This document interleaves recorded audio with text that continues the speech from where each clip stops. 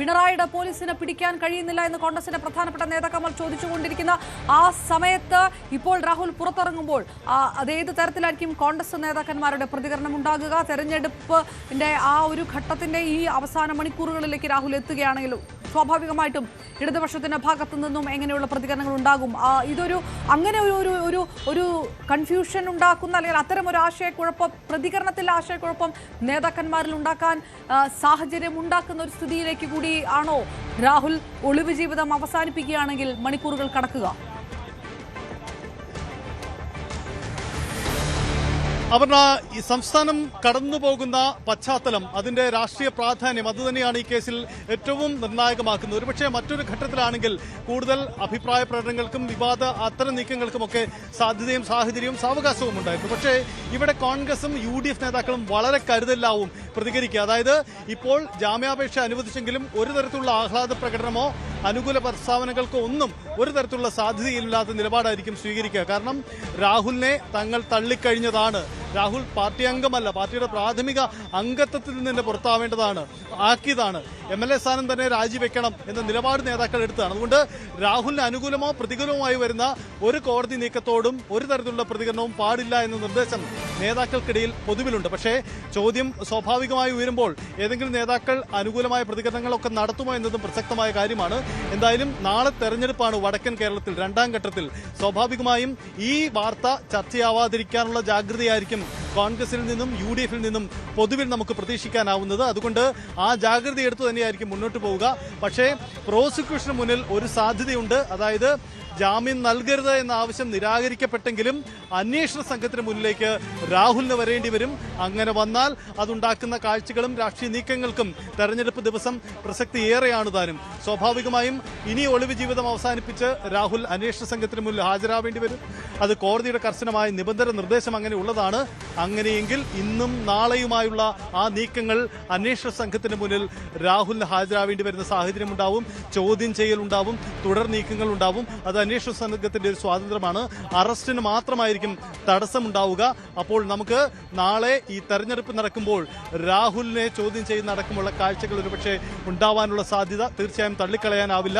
അത് രാഷ്ട്രീയമായി കോൺഗ്രസിന് UDFിന് പ്രതിസന്ധി ഉണ്ടാക്കുമോ എന്നത് കണ്ടറിയേണ്ടി വരും. എന്തായാലും ഈ വിഷയത്തിൽ ജാഗ്രതയോടെ നിൽക്കാൻ തന്നെയാണ് കോൺഗ്രസിന്റെ നീക്കം. അതായത് സജിത്ത് ഈ പറഞ്ഞു വരുന്ന പോലെ അങ്ങനെ ഒരു ദൃശ്യങ്ങൾ പുറത്തേക്ക് വരുമ്പോൾ, രാഹുൽ ഒളിവ് ജീവിതത്തിൽ നിന്ന് പുറത്തേക്ക് വരുമ്പോൾ ഇതാരാണ് ഒളിവിലിരിക്കാൻ സഹായിച്ചത് എന്നുള്ള ചോദ്യങ്ങൾ രണ്ടു ഭാഗത്തു നിന്നും, ഇടതുപക്ഷത്തിന്റെ ഭാഗത്തു നിന്നും ഒപ്പം അത് കോൺഗ്രസിന്റെ ഭാഗത്തു നിന്നും പരസ്പരം പറഞ്ഞുകൊണ്ട് പ്രതിരോധിക്കാനാകും ശ്രമിക്കുക. ആരാണ് കൂടെ ഉണ്ടാകുക? കൂടെ ഉണ്ടാകുന്നവരുടെ രാഷ്ട്രീയ പശ്ചാത്തലം അടക്കം ഒരുപക്ഷെ സ്ക്രൂട്ടിനൈസ് ചെയ്യപ്പെടും. ഈ വോട്ടെടുപ്പിന്റെ രണ്ടാം ഘട്ടം നടക്കുമ്പോൾ രാഹുൽ MLA ആയിട്ടുള്ള പാലക്കാട് ജില്ലയിലടക്കം വോട്ടെടുപ്പ് നടക്കുന്ന സമയത്ത് രാഹുൽ പുറത്തേക്ക് വരുന്നത്, ഒളിവ് ജീവിതത്തിൽ നിന്ന് പുറത്തേക്ക് വരുന്നത്, ഒരു തരത്തിലുള്ള പരസ്യ പ്രതികരണങ്ങളും വേണ്ട എന്നതടക്കമുള്ള ഒരു നിർദ്ദേശങ്ങളിലേക്കൊക്കെ കോൺഗ്രസ് കടക്കാനുള്ള സാധ്യതയുണ്ടോ?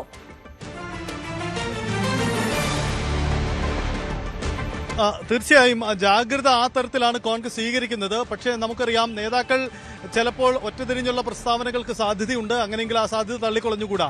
മറ്റൊരു കാര്യം കൂടി, നമുക്ക് കിട്ടുന്ന വിവരമനുസരിച്ച് രാഹുലിന്റെ വോട്ട് പാലക്കാട് തന്നെയാണ്. സ്വാഭാവികമായും അറസ്റ്റിലല്ലാത്ത ഒളിവ് ജീവിതം അവസാനിപ്പിച്ച രാഹുലിന് വോട്ട് ചെയ്യാനുള്ള സാധ്യതയും അവസരവുമുണ്ട്.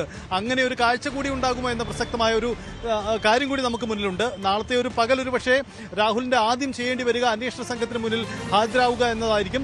അങ്ങനെയെങ്കിൽ അത് ചോദ്യം ചെയ്യൽ അടക്കമുള്ള കാര്യങ്ങളിലേക്ക് നീണ്ടുപോകും. സ്വാഭാവികമാണ്, രാഹുലിന് പുറത്തു വരുമ്പോൾ ചോദ്യമുണ്ടാവും, ആരാണ് സംരക്ഷിച്ചതെന്ന ചോദ്യം. അവിടെ കോൺഗ്രസ് നേതാക്കളാണെന്ന രാഷ്ട്രീയ ആക്ഷേപം നിലവിൽ CPM അടക്കമുള്ളവർ ഉന്നയിക്കുന്നുണ്ട്. കർണാടകയിലെ കോൺഗ്രസിന്റെ ശക്തി കേന്ദ്രങ്ങളിൽ എവിടെയോ താൻ രാഹുൽ ഒളിവിൽ കഴിയുന്നു എന്നതാണ് രാഷ്ട്രീയപരമായി ഉയരുന്ന ആക്ഷേപം. അതിന് നേതാക്കൾ മറുപടി പറഞ്ഞില്ലെങ്കിൽ കൂടി ഒരുപക്ഷെ രാഹുലിനോട് ആ ചോദ്യമുണ്ടാവും. അതിന് രാഹുലിന് മറുപടി പറയേണ്ടി വരും സ്വാഭാവികമായും മാധ്യമ ചോദ്യങ്ങളോട്. എന്തായാലും രാഹുൽ മാങ്കൂട്ടം ഒളിവ് ജീവിതം അവസാനിപ്പിക്കുന്നു എന്നതാണ് ഇന്നത്തെ കോടതി തീരുമാനത്തിന്റെ അവസാനം. അതിന്റെ ക്ലൈമാക്സ് അത് തന്നെയാണ് എന്ന പ്രധാനപ്പെട്ട കാര്യം കൂടിയാണ് ഉണ്ടാവാൻ പോകുന്നത്.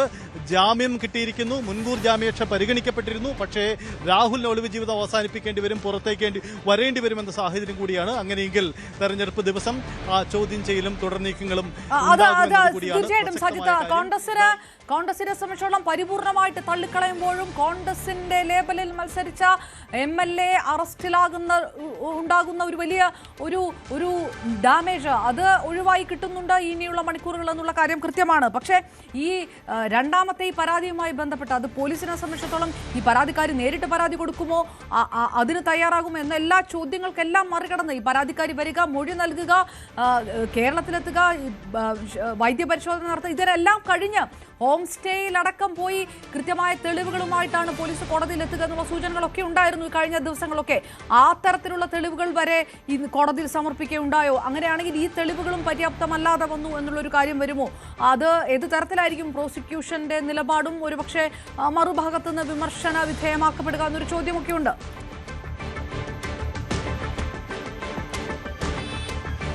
അവരുടെ രാഹുലിനെതിരെ ഉയർന്ന രണ്ടാമത്തെ ആരോപണമാണ് ഇന്ന് കോടതി പരിഗണിച്ചത്. ഇതിൽ 23 വയസ്സുകാരിയായ പെൺകുട്ടി, കേരളത്തിന് പുറത്ത് താമസിക്കുന്ന പെൺകുട്ടിക്ക് വിവാഹ വാഗ്ദാനം നൽകി ഹോം സ്റ്റേയിൽ അടക്കം കൊണ്ടുപോയി പീഡിപ്പിച്ചു, ഗുരുതരമായ ശാരീരിക ബുദ്ധിമുട്ടുകൾ ഉണ്ടാക്കി, തന്നെ ക്രൂരമായി ബലാത്സംഗം ചെയ്തു. ബലാത്സംഗത്തിന് ശേഷവും വീണ്ടും പലവട്ടം തന്നെ സമീപിച്ചു, തനിക്ക് മേൽ വലിയ തരത്തിലുള്ള സമ്മർദ്ദങ്ങൾ ചെലുത്തി, മാനസികമായും ശാരീരികമായും വലിയ പീഡനങ്ങൾ സഹിക്കേണ്ടി വന്നു. ഇതൊക്കെയാണ് പെൺകുട്ടിയുടെ പരാതി. ഇത് മൊഴിയായും ചില തെളിവുകളായും കോടതിയുടെ പരിഗണനയിലുണ്ട്. ചില കാര്യങ്ങൾ ശേഖരിച്ചിട്ടുമുണ്ട്. സംസ്ഥാന സർക്കാർ AG പൂങ്കുഴലിയുടെ നേതൃത്വത്തിൽ പ്രത്യേക അന്വേഷണ സംഘത്തെ രൂപീകരിച്ചുകൊണ്ടാണ് മുന്നോട്ട് പോയിട്ടുണ്ട്. പ്രാഥമികഘട്ട തെളിവ് ശേഖരണം പൂർത്തിയായി കഴിഞ്ഞു എന്നതാണ് പ്രോസിക്യൂഷൻ കേന്ദ്രങ്ങൾ നൽകുന്ന സൂചന. ഹാജരാവേണ്ടി വരുമ്പോൾ ഈ കേസിന്റെ അന്വേഷണവും തുടർ നീക്കങ്ങളും സ്വാഭാവികമായും ഉണ്ടാവും. അതൊരു പക്ഷേ മണിക്കൂറുകൾ നീണ്ടു നിൽക്കുന്ന ചോദ്യം ചെയ്യലായും മാറുകയും ചെയ്യും. രാഹുൽ ഒളിവ് ജീവിതം അവസാനിപ്പിച്ച് പുറത്തേക്ക് വരുമ്പോൾ അപർണ, മറ്റൊരു പ്രധാനപ്പെട്ട കാര്യം കൂടിയുണ്ട്. ആദ്യ പരാതി നിലനിൽക്കുകയാണ്. ആദ്യ പരാതിയുടെ അന്വേഷണത്തിന് കൂടി രാഹുലിന് വിധേയനാവേണ്ടി വരും. ആദ്യ പരാതിയിൽ സെഷൻസ് കോടതി മുൻകൂർ ജാമ്യാപേക്ഷ നിഷേധിച്ചു. രാഹുൽ ഹൈക്കോടതിയിൽ പോയപ്പോൾ അതിൽ തീരുമാനം പറഞ്ഞില്ലെങ്കിൽ കൂടിയും നോട്ട് ടു അറസ്റ്റ് എന്ന പരിഗണനയിൽ നിലവിൽ നിൽക്കുകയാണ്. അന്തിമ തീർപ്പിന് കൽപ്പിക്കാൻ ഇനിയും ഇരിക്കുകയാണ് ആ മുൻകൂർ ജാമ്യാപേക്ഷയിൽ. അപ്പോൾ രാഹുൽ പുറത്തു വന്നാൽ ആദ്യ കേസിലും അന്വേഷണം നേരിടേണ്ടി വരും. അന്വേഷണ സംഘത്തിൽ ഒരുപക്ഷെ അറസ്റ്റ് സാധ്യതയുണ്ടോ, അതല്ലെങ്കിൽ തുടർ നീക്കങ്ങൾക്ക് സാധ്യതയുണ്ടോ എന്നതുകൂടി പ്രധാനപ്പെട്ട കാര്യമാണ്. അപ്പോൾ പുറത്തേക്ക് വരുന്ന രാഹുലിന് 2 കേസുകൾ നേരിടേണ്ടി വരും. 2 വിഷയത്തിലും അന്വേഷണം നേരിടേണ്ടി വരും. 2ലും അന്വേഷണ സംഘത്തിന് മുന്നിൽ എത്തേണ്ടി വരുമെന്ന കാര്യം കൂടിയുണ്ട്. നിലവിൽ ഒളിവിൽ കഴിയുന്ന രാഹുലിന് ഈ ഒളിവ് ജീവിതം അവസാനിപ്പിക്കുമ്പോൾ നേരിടേണ്ടി വരുന്ന വെല്ലുവിളി അതാണ്.